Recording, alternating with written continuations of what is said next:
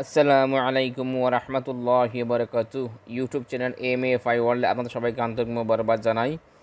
আশা করি সবাই ভালো আছেন, সুস্থ আছেন, ভালো থাকেন, সুস্থ থাকেন, এই কামনাই করি মহান রব্বুল ইজ্জতের দরবারে আমার জন্য দোয়া করবেন। আমি যেন ভালো এবং সুস্থ থাকি এবং প্রতিনিয়ত আপনাদেরকে ইসলামিক ভিডিও আপডেট দিয়ে দুনিয়া এবং আখিরাতের কল্যাণের উসিলা করে দিয়ে দিতে পারি, সেই তৌফিক যেন মহান রব্বে করিম ইন্নাল্লাহ আলা কুল্লি শাইইন কাদির আমাকে দান করেন এবং আপনাদের ঈমান এবং ইখলাসের নির্দেশনা তৌফিক দান করেন। ওমা তৌফিক ইল্লা বিল্লাহ আলাইহি তাওয়াক্কালতু ওয়া ইলাইহি উনীব। ভিউয়ার্স, আমি আজকে যে বিষয়টা নিয়ে কথা বলবো তার ভিডিওর থাম্বনেল দেখে আপনারা বুঝে গেছেন, তাই আমি আর কথা বাড়াচ্ছি না, মূল বিষয়ে ঢুকে যাচ্ছি। তবে মূল বিষয় যাওয়ার আগে অবশ্যই ভিডিও নিচ্ছি লাল বাটন এলাকায় সাবস্ক্রাইব আছে, ওখানে ক্লিক করে সাবস্ক্রাইব করে দেবেন এবং পাশে থাকা বেল আইকনটি ঘন্টা বাটনটি বাজিয়ে রাখবেন, যাতে নতুন কোনো ভিডিও আপডেট দেওয়ার সাথে আপনাদের মোবাইলে প্রথমেই পৌঁছে যায়। তো ভিউয়ার্স, আমি বিষয়টা শুরু করে দিচ্ছি ইনশাআল্লাহ। পবিত্র কোরআনের হাদিসের আলোকে আলোচনা করব ইনশাআল্লাহ। ইসলামের ইতিহাসে মুহররম মাসকে ঘিরে অনেক ইতিহাস রয়েছে, অনেক বরকত ও ফজিলতময় মাস এটি। মুহররম হচ্ছে আরবি বছরের প্রথম মাস, তাই প্রথমে হওয়ার কারণ এই মাসের অনেক মর্যাদা আছে। মুহররম অর্থ নিষিদ্ধ বা সম্মানিত। এই মাসে ঝগড়া বিবাদ যুদ্ধ করা শরীয়তের ভাষায় নিষিদ্ধ করা হয়েছে। এই জন্য এই মাসকে পবিত্র মাস বলা হয়।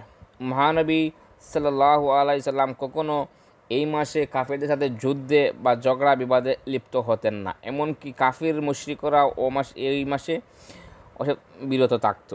মুহররম মাসের অনেকগুলি বৈশিষ্ট্য আছে। দুনিয়ার উল্লেখযোগ্য ঘটনা এই মাসের সংঘটিত হয়েছে, বিশেষ করে আশুরার দিন। এই জন্য এই মাসের অনেক ফজিলত তা হাদিস দ্বারা প্রমাণিত আছে।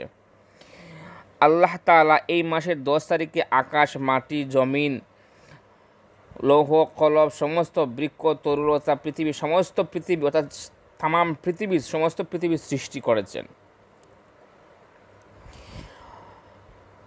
এই 10ই মুহররম হযরত আদম আলাইহিস সালাতু ওয়াস সালামকে এই দিন সৃষ্টি করা হয়েছে এবং বেহেশতে প্রবেশ করিয়েছেন, এবং এই দিন তার দোয়া কবুল করে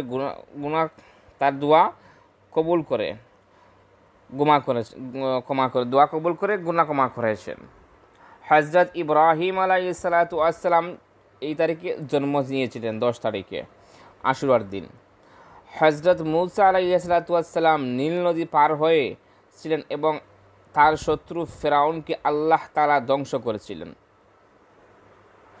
হযরত আইয়ুব আলাইহিস সালাতু ওয়াস সালাম মুসিবত থেকে উদ্ধার হয়েছিলেন এই আশুরার 10 তারিখ। হযরত ঈসা আলাইহিস সালাতু ওয়াস সালাম এই আশুরার 10 তারিখ জন্মগ্রহণ করেছিলেন। মহানবী সাল্লাল্লাহু আলাইহি সাল্লামের কলিজার টুকরা নাতি হযরত ইমাম হুসাইন রাদিয়াল্লাহু তাআলা আনহুমা এই দিনে কারবালার ময়দানে হৃদয় বিদারকভাবে কাফিরদের হাতে শহীদ হয়েছিলেন এবং শাহাদাত বরণ করেছিলেন এই 10 তারিখেই। এই দিনে হযরত ইউনূস আলাইহিস সালাতু ওয়াস সালামের তওবা কবুল করা হয়েছিল। এই দিনে হযরত নূহ আলাইহিস সালাতু ওয়াস সালামের জাহাজ মহাপ্লাবন থেকে রক্ষা পেয়ে তীরে এসে লেগেছিল। এই দিনে আল্লাহ কিয়ামত সংঘটিত করবেন। হাদিস শরীফে আছে, রাসূল আকরাম সাল্লাল্লাহু আলাইহি সাল্লাম বলেছেন, এই মাসের প্রথম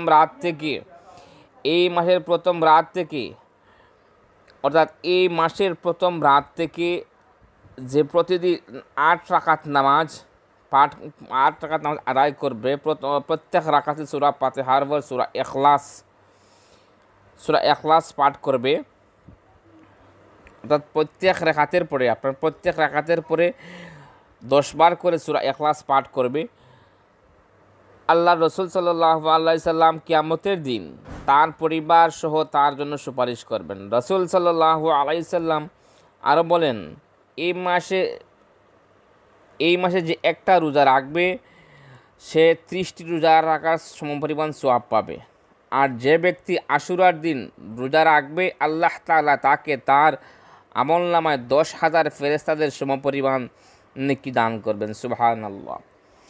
অন্য হাদিসে এসেছে, আশুরার দিন একটি রোজা রাখবে, যে ব্যক্তি একটি রোজা রাখবে, আল্লাহ তাআলা তাকে 10,000 শহীদের এবং 10,000 হাজির সমতুল্য সওয়াব দান করবেন। সুবহানাল্লাহ। একটি মাত্র রোজা দ্বারা 10,000 শহীদ এবং 10,000 নেকি এবং 10,000 ফেরেশতাদের সমপরিমাণ সওয়াব আল্লাহ আপনার আমলনামায় দেবেন। সুবহানাল্লাহ। কত বরকত, কত ফজিলত, গুরুত্বপূর্ণ আশুরার এই রোজা। তবে আশুরার একটি রোজা নয়, আশুরা দিন এবং দ্বিতীয় দিন 2টা রোজা রাখতে হয়। দান করবেন। আরেকটি হাদিসে উল্লেখ আছে যে আশুরার দিন যে ব্যক্তি 4 রাকাত নামাজে সূরা ফাতিহার পর সূরা ইখলাস 50 বার পাঠ করবে, আল্লাহ তাআলা তার 50 বছরের গুনাহ মাফ করে দেবেন। সুবহানাল্লাহ, সুবহানাল্লাহ।